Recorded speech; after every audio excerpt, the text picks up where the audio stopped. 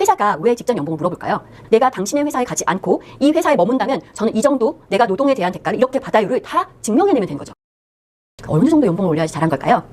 여기에 정답이 있을 수는 없겠지만 앞으로 할 업무에 대한 기회를 달라고 더 제안해 볼 수 있긴 하겠죠. 그렇게 연봉 협상 테이블, 연봉 관련된 미팅 자리에서 이렇게 기회를 누려볼 수 있을 것입니다. 안녕하세요. 여러분의 꿈을 응원하는 채널 인사해요 진이유진입니다. 여러분, 이번 시간에는 진짜 많이 물어보셨던 내용이거든요. 저에게 개인적으로 바로 연봉 협상 꿀팁 알려드리려고 합니다. 이거 제가 진짜 회사 있을 때는 제가 평가 보상 관여하니까 친한 분들에게도 말씀드리기 어려운 내용이었거든요. 드디어 퇴직 후 풀어드립니다. 그렇다고 제가 어떤 직업윤리를 저버리거나 회사에 비밀을 말하는 건 아니고 일반적으로 어떻게 하면 좋은지에 대한 것들 말씀드리려고 합니다. 자, 그럼 여러분, 여러분의 연봉을 더 높일 수 있는 중요한 기회니까요. 끝까지 시청해 주시기 바랍니다. 자, 그러면 연봉 협상 어떻게 잘할 수 있는지에 대한 꿀팁이니까 그럼 우리가 언제 연봉 협상을 하는지 생각해 봐야 될 것 같은데요. 크게 두 가지 경우가 있는 것 같아요. 저희가 이직을 할 때 오퍼 레터를 받으면서 이제 그때부터 연봉 협상이 시작되는 경우, 그리고 두 번째, 보통 연 단위로 정기 리뷰가 끝나고 그 다음에 연봉 협상, 연봉 통보 그럴 때 할 수 있는 방법, 이 두 가지가 있는데요. 실은 이직할 때 오퍼레터를 받을 때가 가장 여러분에게 힘이 있는, 여러분이 뭔가 더 많이 해볼 수 있는 거긴 하고요. 재직한 회사 안에서 연봉 협상을 할 때는 회사가 만들어 놓은 캡이 있어요.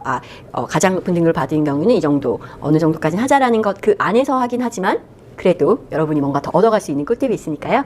잘 들어봐 주세요.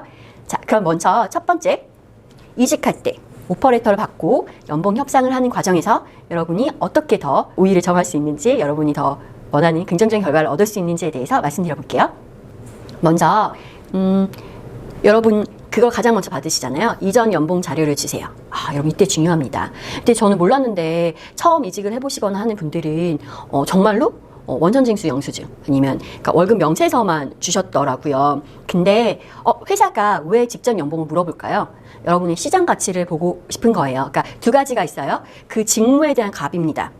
직무, 이 직무를 잘하기 위한 어떠한 지식기술 태도를 갖췄는지 역량에 대한 값을 정해놓기도 해요. 거기에 플러스 두 번째로 시장 가치를 하죠. 이 사람의 직전 연봉이 어땠는데. 근데 그것도 있어요. 과장되게 받은 분도 계시고 역량에 비해 어떤 분은 이렇게 잘하시는데, 그리고 이 업무가 시장 가치가 되게 높아지는 업무인데 이전 직장에서 잘 받지 못한 것 같다라고 할 때는 그분이 예상한 것보다 더 많이 듭니다. 왜냐하면 이 직무에 대한 가치가 있는 거예요. 그럼 얼마나 로열티가 있게 일하시겠어요. 왜냐하면 자신을 알아봐 준 거잖아요. 자신의 업무에 대한 가치. 그리고 더 많이 받으신 분들도 보면 있어요. 왜냐면 저희가 면접 프로세스나 서류를 좀 세밀하게 하다 보면 제가 다른 영상에도 말씀드리겠지만 딥다이브 3번 해보면 이라고 하거든요. 해당했던 직무, 우리는 경력직 같은 경우에는 그 업무의 경험을 사는 거잖아요. 그랬을 때 어떠한 상황에서 이 업무들을 하셨고 어느 정도 기여를 했으면 어떠한 같은 상황에서 어떠한 성과도 구체적으로 냈는지에 대한 그 사람의 답을 듣고 3번 거기에 더 깊이 있는 것들을 해보면 실제가 좀 많이 드러나는 경우가 있어요. 그랬을 때 생각보다 더 잘 받으신 것 같다는 생각이 들 때는 더 많이 진행을 안 하거나 많이 올려드리진 않고 있긴 하죠. 왜냐하면 만족을 못 하시게 뻔하고 동기부여하기 어렵긴 해요. 그렇다고 당신이 너무 많이 받은 것 같아요 라고 말하는 건 또 예의가 아니니까요. 그럴 때는 이렇게 조용히 접기도 한답니다. 그래서 그 기본 전제 좀 알아두시면 좋겠고, 자, 다시 돌아가서 여러분에게 기존 연봉 자료를 달라고 합니다. 그때 여러분 뭐만 주면 된다? 여러분이 회사의 특성에 따라서 복리후생을 복지 카드로 받는 경우도 있어요. 그리고 이걸 금전적으로 환산했을 때 가치가 큰 것들을 받는 경우도 있겠죠. 그런 거를 다 잘 정리하시면 됩니다. 그런데 근거 자료와 함께요. 그냥 말이 아니라 메일이 있었거나 아니면 그 공식적인 문서가 있거나 실제 다른 통장에 찍힌 내역들이 있거나. 그래서 내가 현재 재직 중이니까 이직을 지원한 상황이니까 아직 퇴사를 안 했다라고 생각하면 내가 당신의 회사에 가지 않고 이 회사에 머문다면 저는 이 정도 내가 노동에 대한 대가를 이렇게 받아요를 다 증명해내면 되는 거죠. 그러니까 보통은 동급으로 받진 않고 더 이상을 받으려고 하잖아요. 내가 리스크를 부담한 것만큼의. 그랬을 때 저는요, 실은요, 단순히 그 연봉뿐만 아니라 이 정도를 다 받았기 때문에 제가 이직했을 때 이 회사가 나를 더 대우해준다, 아니면 내가 이렇게 위험을 감수하는 대가가 괜찮다라고 느껴지는 기본가에 대한 정보를 많이 주시는 거죠. 그렇죠. 내가 기존 회사에 있었으면 뭐 건강검진도 가족까지 포함해서 뭐 연 200만 원 받을 수 있는데 이직한 회사에 그게 없다라고 하면 동일하게 그거를 그대로 연봉에 포함시키는 건 아니겠지만 어쨌든 내가 존중받는다고 내가 근로를 제공함에 있어서 회사가 나한테 제공해 주는 것들에 대한 합으로서 난 이 정도가 저에게 그런 느낌을 줍니다라고 할 수 있는 것들을 다 적어내시는 거예요. 그렇지만 회사는 기준이 있긴 해요. 제가 재직했던 회사에 썼던 기준 중에 하나는 그게 있어요. 성과급 같은 경우에도 일시적인 건 아니거든요. 그렇지만 우리가 기대한다라고 표현하는 건 뭐냐면 이 정도는 들어오겠구나라고 경험치에 쌓인 거예요. 그러면 3년치의 성과급을 합산해서 평균치 이상은 우리가 줘야 된다. 아니면 요새는 커브가 빠르니까 2년치 평균으로 한 것 정도는 줘야지 이 사람은 자기가 손해보진 않는다고 느낀다라고 하는 제가 측정하는 기본값들이 있어요. 근데 이거는 또 외부 상황 변화에 따라서 맞춰서 달라지긴 하겠지만 어쨌든 거기에 여러분 복리후생적인 측면도 포함이 되는 거예요. 내가 교육적으로 이 정도 지원을 받았었고 뭘 어느 정도 했다라는 거. 그런데 그 다른 회사가 아니에요. 우리는 복리후생 이렇게 더 해준다. 그러면 거기에 대해서 그걸 연봉으로 플러스할 필요는 없겠지만 회사의 사정마다 이게 다를 수 있거든요. 그랬을 때는 저는 이거 정도는 더 대우해 주시기 바랍니다라고 공손히 물어볼 수 있겠죠. 그래서 전달하는 방법도 되게 중요하고 하니까 결국 핵심은 내가 지금 기존 직장에 머물렀을 때 내 노동에 대한 내 근로에 대한 대가로 회사가 내가 이 회사의 소속임을 통해 받았던 모든 제공받았던 여러분의 금전적 어떻게 보면 비금전적인 것들을 금전적으로 환산할 수 있다면 그것을 다 잘 정리한다. 그렇지만 방법에 있어서나 전달하는 것에 있어서도 예의 바르게 그러니까 그럼 더 열심히 할 수 있을 것 같습니다. 이렇게 대우받는다고 느낄 수 있을 것 같습니다. 아니면 이럴 때 조금 더 불편함이 있을 것 같습니다. 라고 해서 잘 표현해 보시는 것이 중요하겠죠. 연봉협상 두 번은 시장가치 그리고 직무에 대한 가치 두 가지 있을 때 시장가치를 그렇게 표현하면 되는 거고 또 두 번째 방법. 여러분이 옮겨서 하는 직무에 대한 가치가 있어요. 이게 더 점점 올라가는 거 있잖아요.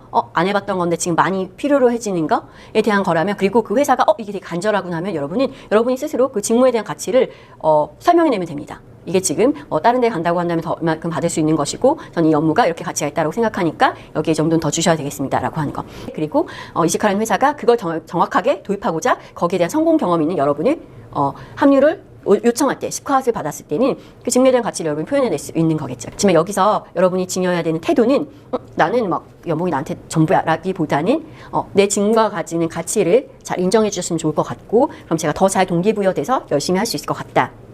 내가 이 정도는 해야지 더 도전해 볼 수 있는 의식이 고취될 것 같다라고 간청 드려본다라고 말씀드리면 좋을 거겠습니다. 그래서 정리하면 여러분이 이직할 때 연봉에 대한 자료를 주세요. 아니면 연봉 협상을 한다라고 할 때는 이렇게 그 전에 받았던 모든 보상 패키지에 대한 것들을 잘 정리하고 여러분의 직무에 대한 가치를 어느 정도 난 이거 정도 할 수 있다. 그리고 이게 시장에서 어떠한 가치가 있다라는 것들을 잘 표현해내면 되고 여러분 그 로버트 얼터스 그 사이트에 가면 거기가 헤드헌터 회사로 되게 유명한 데거든요. 거기 보면 직무별로 연봉에 대한 것들 상세하게 잘 기술해 놨어요. 그러니까 협력사나 고객사에 대한 데이터를 합법적으로 받아서 그렇게 데이터를 만들어서 그걸로 이제 무료로 오픈하고 있거든요. 그것도 참조해 보시면 좋겠죠. 그럼 여러분도 현 시세 여러분의 직무 가치에 대한 것들도 좀 알 수 있을 테니까요.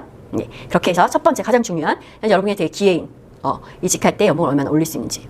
여기에 대해서 추가적인 질문 또 이런 거 주신 분이 있었어요. 어느 정도 연봉을 올려야지 잘한 걸까요?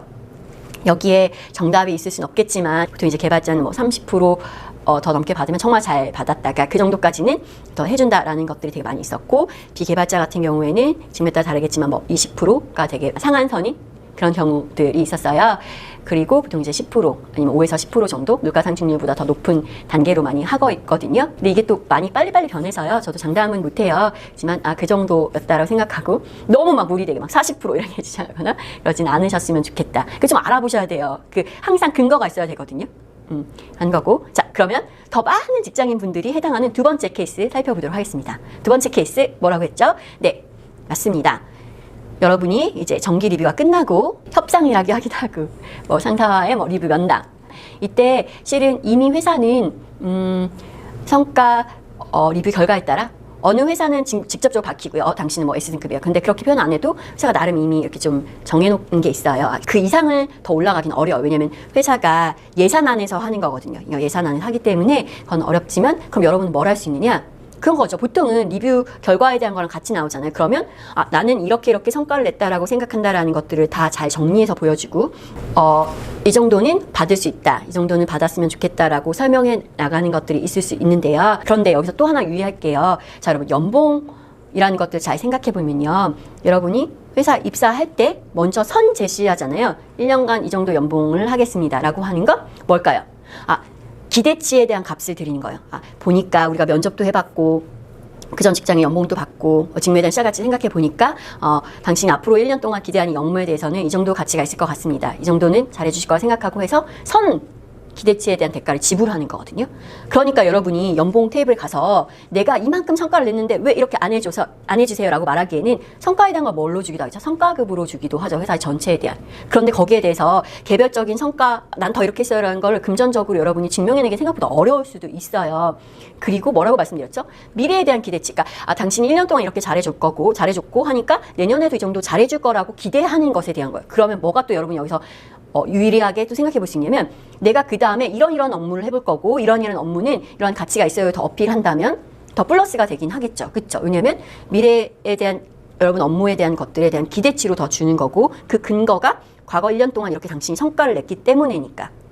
그래서 일단은 내가 어떠한 업무들로 이렇게 성과를 냈고 앞으로도 이런 것들을 비춰보고 이 업무에 대한 것들을 했을 때 난 더 잘할 거라고 생각해서 회사가 나에 대한 기대치를 이렇게 올려줬으면 좋겠다라고 말씀하시는 게 중요하고 연봉의 극적인 인상은 없을 수도 있겠지만 또 두 번째 뭘 노릴 수 있냐? 제가 기존 다른 영상에서도 말씀드린 게 있어요. 여러분이 여러분의 경력개발 계획을 세워보고 여러분이 앞으로 여러분 경력 목표를 달성하는데 이러한 직무 경험이 너무 중요하다라고 생각됐다면 여러분 그걸 어필을 할 수 있겠죠. 저는 내년에 보니까 회사의 사업 방향 이렇게 되고 그리고 제가 뭐 이렇게 1년 동안 이런 업무를 해보니까 저는 여기에 강점이 있고 여기에 회사에 더 많이 기여할 수 있는 것 같으니까 그 다음에 이런 업무를 해보고 싶습니다. 뭐와 연관된 거? 시장이 앞으로 더 잘 필요로 할 것 같은 거 그리고 여러분의 경력에 도움이 되는 것 경력 목표에 도움이 되는 것으로 그 앞으로 할 업무에 대한 기회를 달라고 더 제안해 볼 수 있긴 하겠죠. 그렇게 연봉 협상 테이블, 연봉 관련된 미팅 자리에서 이렇게 기회를 노려볼 수 있을 것입니다. 자, 그래서 여러분 연봉 협상 테이블에서 어떻게 조금 더 잘 어필할 수 있고 그것을 여러분에게 긍정적인 기회로 삼을 수 있는지에 대해서 구체적으로 말씀드렸는데요. 혹시 더 궁금한 내용이나 더 이해가 가지 않아서 보충이 필요하다라고 한 내용들 있으면 댓글로 달아주시면 저희가 최대한 상세하게 말씀드리도록 하겠습니다. 지금까지 시청해주셔서 너무나 감사합니다. 여러분의 꿈을 응원하는 채널 인사하여 지니 유진이었습니다. 좋은 밤 보내세요. 좋은 밤이 아닐 수도 있겠다. 그렇죠? 어떻게? 다시?